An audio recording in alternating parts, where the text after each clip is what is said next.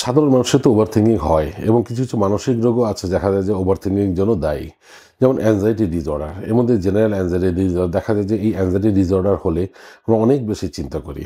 Depression, যেখানে আমরা চিন্তা এবং ভাবনায় আমাদের অনেক বেশি ভাবিয়ে তোলে, যার জন্য আমাদের মন খারাপ, বিষণ্ণতা এগুলো দেখা যায়।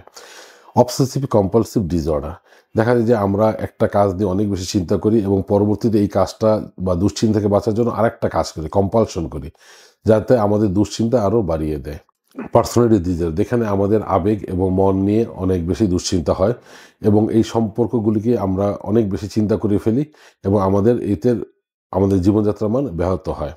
এবং দেখা যায় যে কিছু কিছু ক্ষেত্রে আমাদের শারীরিক অনেক সামান্য ছোটো ছোটো উপসর্গ নিয়ে আমরা অনেক বেশি চিন্তা করে ফেলি, তাতেও আমাদের ওভার থিঙ্কিং অনেক বেড়ে যায়।